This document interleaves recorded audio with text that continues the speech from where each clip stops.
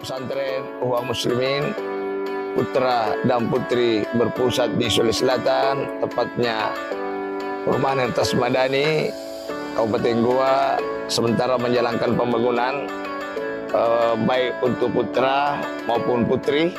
Ini dipersiapkan untuk 4 lantai yang kira-kira membutuhkan biaya sekitar 1 miliar lebih. Nah, di tempat ini juga akan ada pembangunan masjid 4 lantai khusus untuk putra, khusus untuk putri, khusus juga untuk mahasiswa, dan di sini ada lapangan-lapangan bola, lapangan voli bagi santri-santri putra, dan ada kolam ikan dan ada supermarket yang ada di dalamnya. Jadi harap bantuan kepada sahabat-sahabat saya agar dapat memberikan partisipasi. Semoga pondok ini bisa berjalan dengan baik pembangunan fisik maupun pembangunan material. Nah, oleh sebab itu, bagi sahabat-sahabat saya, para simpatisan, mudah-mudahan bisa menyalurkan sebagian rezekinya di Yayasan Ukhwah Muslimin, yaitu BSI rekening 105-466-5225 atau konfirmasi admin 081-9372-91207.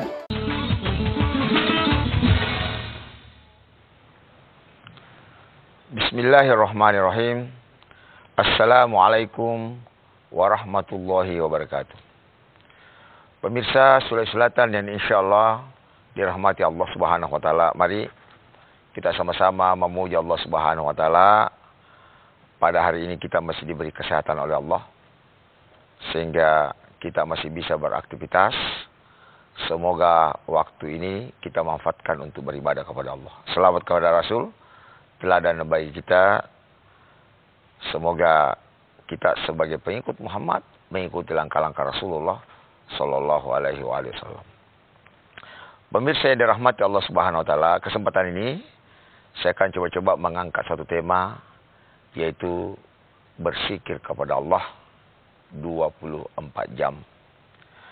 Allah Subhanahu Wa Taala menganjurkan kepada hambanya untuk mengingatnya 24 jam.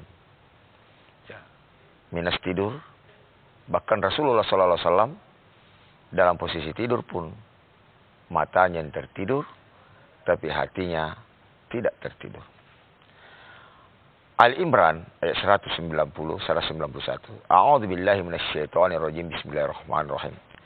Fadhkurullah qiyaman wa qu'udan wa 'ala junubihim wa yatafakkaruna fi khalqis samawati wal ardh. Rabbana ma khalaqta hadza batilan subhanaka faqina adzabannar. Fadhkurullah, ingatlah kepada Allah. Di dalam bahasa Arab, fadhkurullah itu memberikan isyarat perintah atau fi'il amar. Ingatlah kepada Allah. Berarti Islam itu bukan hanya salat, zakat, puasa, naik haji, tapi ribuan dalam Al-Quran adalah perintah.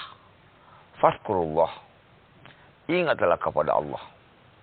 Nah, oleh sebabnya itu, mengingat Allah Subhanahu wa Ta'ala kapan? Qiyaman wa qu'udan wa 'ala junubihim. Ketika duduk, ketika berdiri, ketika berbaring, dan seluruh aktivitas kehidupan wajib untuk mengingat Allah Subhanahu wa Ta'ala. Bagaimana cara mengingat Allah? Antikamma carana ni urai kareng Allah Subhanahu wa Ta'ala, sedangkan anjo kareng Allah Ta'ala teni ciniki. Bagaimana bisa mengingat sesuatu yang tidak pernah dilihat oleh mata? Nah, ini satu pertanyaan. Nah, sama saja. Bagaimana kita bisa melihat udaranya Allah, tapi kita tidak bisa melihat angin, tidak bisa melihat udara, tapi kita merasakan. Nah, oleh sebab itu, salah satu metodologi cara mengingat Allah, antara lain, ingatlah kepada yang menciptakan diri kita, yang menciptakan alam ini, bahkan merupakan yang lain. Fokuskan ingatan kita bahwa yang mengendalikan alam ini adalah faktor X, yaitu Allah Subhanahu wa taala. Nah, oleh sebab itu, yang mengingat itu adalah hati. Hati yang bagaimana? Di dalam diri kita, tubuh kita, ada dua kekuatan, ada dua potensi yang Allah gambarkan dalam firman-Nya, yaitu potensi manusia bertakwa kepada Allah, fujuraha wa taqwaha, dan potensi durhaka kepada Allah. Nah, oleh sebab itu, manusia tentunya secara fisik pasti membutuhkan makanan dan minuman. Kalau sampai 10 jam tidak makan, dia akan lapar. Tapi kalau hati, kalau tidak mendengarkan kalimat Allah, tidak disiram dengan siraman makanan rohani, yaitu Al-Quran, yaitu kalimat-kalimat Allah, pasti akan kering. Nah, oleh sebab itu, hati yang digambarkan oleh Rasul, kalau hati itu baik, maka baiklah seluruh tubuh manusia. Tapi kalau hati itu rusak, maka rusak pula lah seluruh aktivitas manusia itu. Oleh sebabnya itu, Rasulullah SAW menganjurkan kepada kita untuk senantiasa membuka Quran, agar supaya hati disirami dengan Quran. Bisa dibayangkan pemirsa sekalian, pagi sampai malam, yang dikonsumsi adalah makanan fisik, makan, minum, olahraga, dan lain-lain. Ya, bayangkan kalau sampai 1 pekan, berapa ratus jam, sedangkan mengingat Allah sangat sedikit, maka potensi untuk melakukan keburukan. Nah, oleh sebab itu, insya Allah, Allah Subhanahu wa taala menjelaskan dalam surah Al-Baqarah ayat 151, "Fazkuruni azkurkum." Ingatlah kepadaku dan aku pula akan mengingat engkau. Uranginya, ku urangi tongkoh. Apa bukti Allah mengingat manusia? Antara lain, ketika manusia tertarik mengabdi kepada Allah, berjalan menuju kebaikan, berjalan menuju masjid, berjalan menuju dakwah, berjalan menuju manfaat untuk suatu kebaikan, perjuangan tegaknya agama Allah, maka itulah bukti Allah mengingat hambanya. Tidak mungkin manusia itu sholat kalau bukan diingat oleh Allah. Tidak mungkin manusia itu melakukan nilai-nilai sosial kalau bukan mengingat kepada Allah. Kalau dia menggunakan pikirannya, apa sih untungnya dakwah membuang-buang waktu? Apa sih untungnya mengaji membuang-buang waktu? Lebih baik cari duit untuk kita dapat duit dan kita bisa nikmati. Itulah orang-orang yang tidak mengingat Allah Subhanahu wa taala. Oleh sebabnya itu, Allah menjelaskan pula di dalam surah Al-Ankabut 45. Wala dzikrullahi akbar. Mengingat Allah itu adalah ibadah yang besar. Rasul menjelaskan, tidak ada orang manusia yang berbohong ketika iman ada. Tidak ada manusia yang berzina ketika iman ada. Tidak ada manusia yang korupsi ketika iman ada. Dia berzina ketika imannya keluar. Dia berbohong ketika imannya keluar. Ketika sikir keluar, maka otak ia main. Udah, alhamdulillah, untuk sementara ada kesempatan. Koruplah sekian juta, sekian miliar, paling urusan belakang lah. Jadi bertarunglah antar keimanan, fujuraha wa taqwaha. Tapi orang yang kuat mengingat kepada Allah Subhanahu wa taala, pasti keburukan-keburukan itu akan jadi jelek. Melihat potensi korupsi, dia tidak melakukan karena buruk. Melihat perempuan yang cantik, dia tidak berani mendekati karena sudah buruk di matanya. Tapi ketika zikir itu lemah, maka keburukan-keburukan itu akan menjadi baik. Allah Subhanahu wa taala menciptakan babi, tapi dilarang dimakan.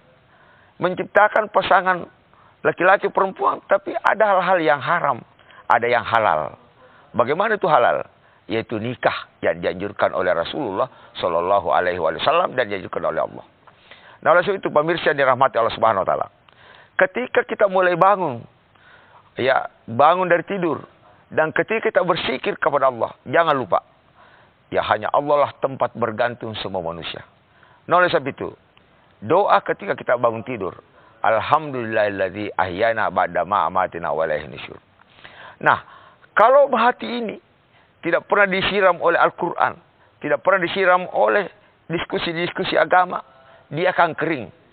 Kalau dia kering, potensi tertutup. Allah Subhanahu wa taala menjelaskan di dalam firman-Nya dalam surah Al-Baqarah ayat 6, ayat 7. khatamallahu ala qulubihim wa ala sam'ihim wa ala absarihim ghishawah. Allah telah menutup hati, pendengaran dan penglihatan ghishawah.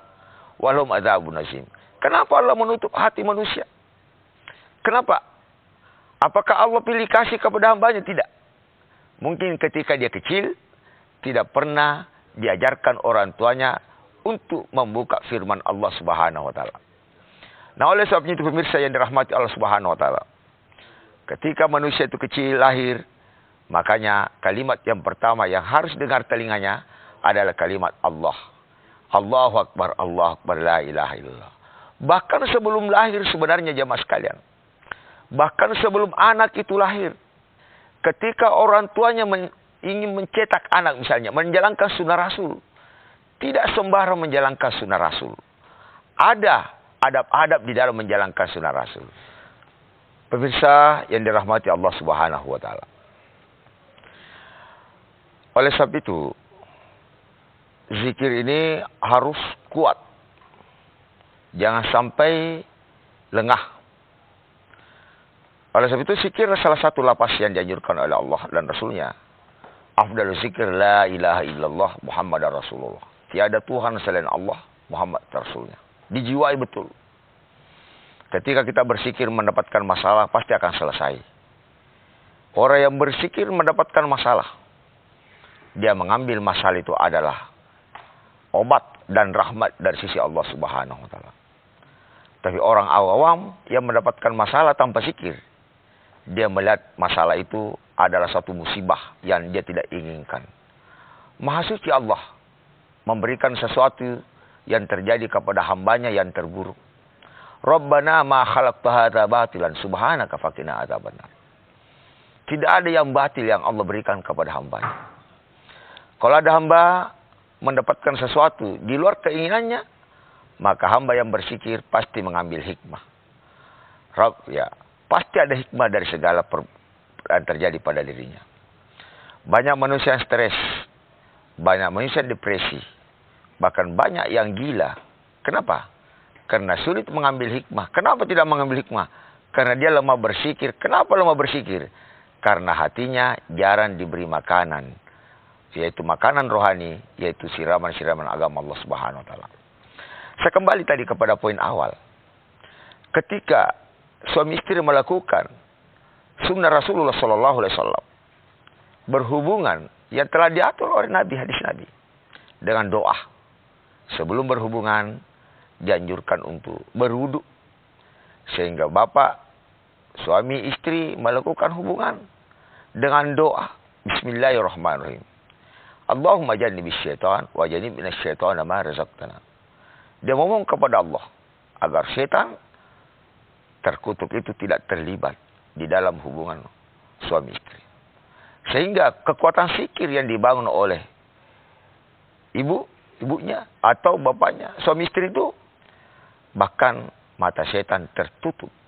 Tapi ketika manusia melakukan hubungan suami istri tanpa zikir, tanpa doa, maka setan terlibat di dalam hubungan tersebut, sehingga anak yang lahir, anak yang dijamah oleh setan. Begitu banyak manusia di dunia ini, begitu banyak umat Islam yang ngaku muslim, tapi durhaka kepada Allah. Tidak ada goresan hati untuk dekat kepada Allah, apalagi sholat, apalagi mendengarkan azan, tersentuh hatinya. Mungkin waktu dia lahir, orang tuanya tidak menjalankan sunnah Rasulullah sallallahu alaihi wasallam. Nah, inilah perlunya zikir jemaah sekalian. Dengan kekuatan zikir, dia akan dipandu oleh Allah. Bangga dengan apa yang dibanggakan oleh Allah. Allah Subhanahu wa taala menjelaskan firman-Nya. Wala tahinu wala tahzanu wa antumul a'laun in kuntum mu'minin. Jangan engkau bersedih hati. Engkaulah manusia terbaik jika engkau beriman kepada Allah. Dia berzikir sekalipun tidak mempunyai apa-apa, tidak mempunyai rumah, tidak mempunyai mobil, tidak mempunyai apa. Dia hanya mempunyai Allah.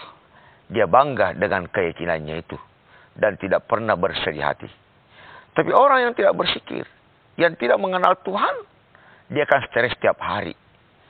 Belanja kurang, pekerjaan tidak mencukupi hidupnya, punya rumah tidak pernah puas, punya keluarga tidak pernah, semua mulai dari lahir, dewasa, remaja, sampai tua, tidak pernah cukup. Sedangkan orang berzikir, dia mengetahui bahwa engkau yang terbaik Allah.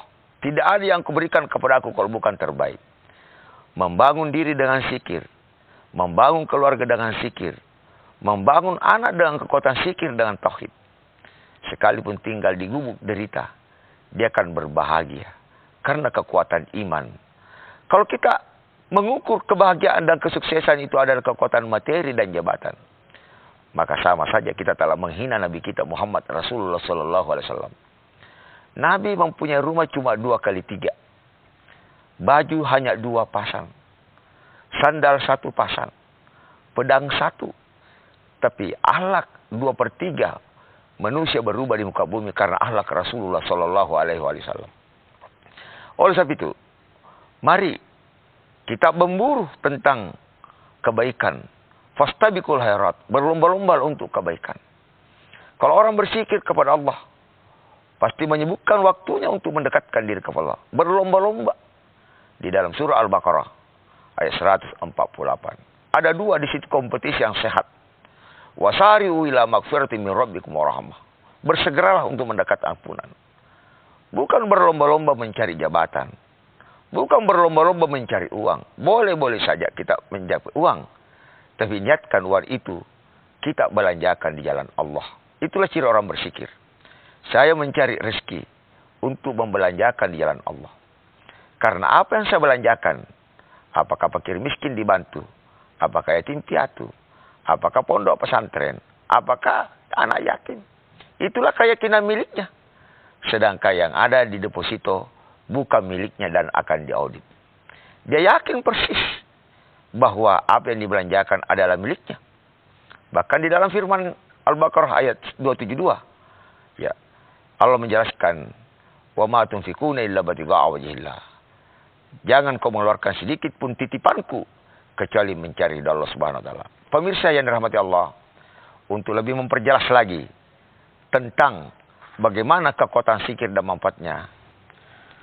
Pemirsa yang dimuliakan Allah Subhanahu wa taala. Oleh sebabnya itu, mari kita melawan diri sekuat-kuatnya dengan kekuatan zikir. Allah Subhanahu wa taala menjelaskan dalam firman-Nya dalam surah Al-A'raf ayat 179. A'udzubillahi minasyaitonir rajim. Bismillahirrahmanirrahim. Wa idza aradna jahannama katsiran minal jinni wal ins lahum qulubun la yafqahuna biha. Kebanyakan isi neraka itu dari jin dan manusia. Karena diberi hati tidak dipakai untuk memahami kalimat Allah. Diberi mata tidak dipakai untuk melihat kebesaran Allah. Diberi telinga tidak dipakai untuk mendengarkan kalimat Allah. La yasma'un biha. Ulaika kal an'am. Kata Allah, mereka sama binatang ternak. Balhum adall. Nah, oleh sebab itu yang membedakan manusia dengan binatang adalah hati dan pikirannya. Punya hati, dia lebih mencintai dunia daripada Allah. Dia lebih suka nonton, misalnya sinetron-sinetron yang tidak jelas, yang membuka aurat dibanding melihat ceramah-ceramah agama. Dia lebih suka mendengarkan lagu-lagu dangdut yang membangkit nafsu dibanding kalimat-kalimat Allah. Nah, oleh sebab itu, Allah Subhanahu wa taala menjelaskan dalam surah Ibrahim, hanya orang yang ikhlaslah yang sulit ditipu oleh Allah. Yaitu ikhlas dalam menyampaikan agamanya, ikhlas dalam berbuat. Bagaimana Nabi Ayub alaihissalam ketika disampaikan oleh Allah Subhanahu wa taala tentang kau sulit menggoda Ayub karena hatinya, saya yang mensuplai tentang kalimat-kalimatku. Ditinggalkan anak, ditinggalkan istri, bahkan terakhir hidupnya dia katakan bahwa, wahai istriku yang tersayang, kalau kau tidak mau lagi meladeni aku merawat saya, biarkanlah saya dengan Tuhanku. Saya yakin bahwa penyakit yang Allah berikan kepada aku membawa rahmat. Bahkan Nabi Ayub tidak pernah minta doa karena khawatir jangan sampai doanya yang menyembuhkan dia punya penyakit. Dia mau bagaimana dia sembuh karena izin Allah. Karena yakin penyakit itu membawa rahmat. Itulah luar biasanya tentang zikir. Oleh itu, kalau kekuatan zikir kuat, ada perasaan nikmat yang ada dalam batin jamaah sekalian. Zikir kita gunakan untuk berbicara. Sambil kita berbicara mengingat Allah. Kalau kita tidak mampu mengingat secara langsung, kita merasa dilihat oleh Allah. Sehingga ucapan pasti terkontrol. Sambil mendengarkan sesuatu, sambil mengingat Allah. Sehingga ketika kita mendengarkan hal-hal yang buruk, pasti kita tinggalkan. Dan ketika mendengarkan hal-hal yang baik, pasti enak untuk mendengarkan. Karena mendengarkan kalimat Allah. Ketika kita saling memandang, ada kebesaran Allah. Maka oleh sebab itu, mari pemirsa sekalian, jangan lupa tentang zikir. Segala aktivitas harus dengan zikir. Kita sekolah, kita kuliah, kita harus jangan lupa kepada Allah Subhanahu wa Ta'ala. Nah, kekuatan-kekuatan zikirlah yang sulit untuk dipengaruhi setan. Sekalipun potensi dalam satu lingkungan ada narkoba, ada pre-seks, apalagi ada pelintin dan lain sebagainya.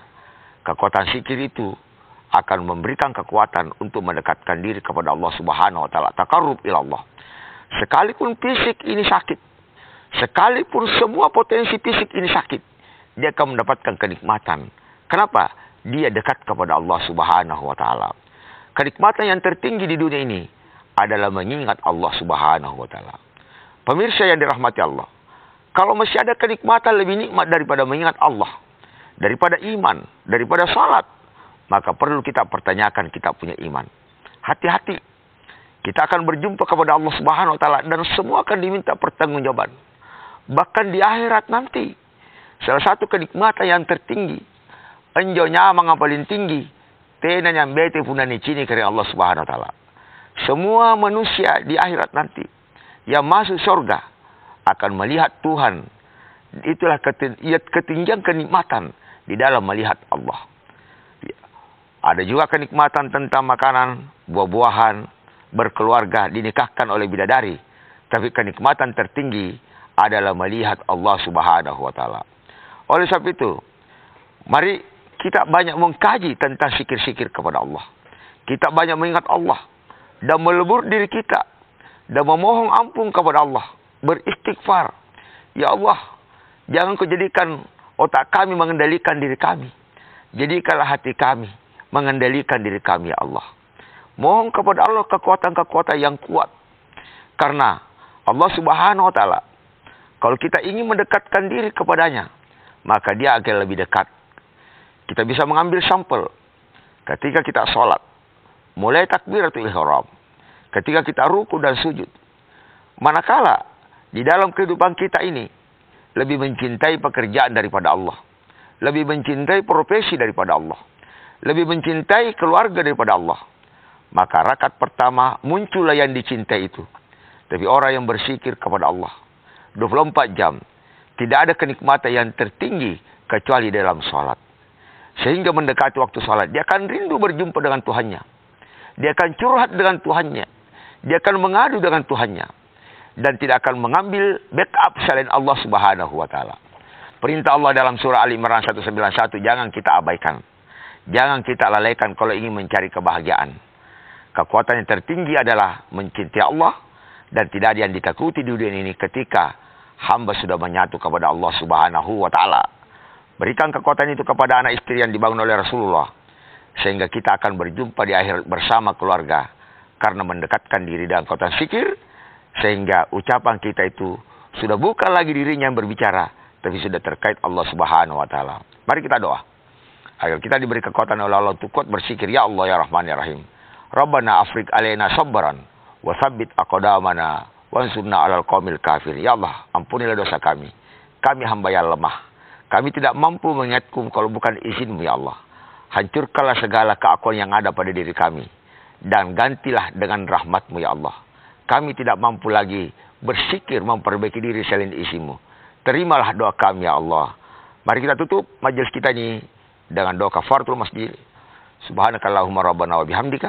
Asyhadu an la ilaha illa anta. Astaghfiruka wa atubu ilaik. Summa assalamualaikum warahmatullahi wabarakatuh.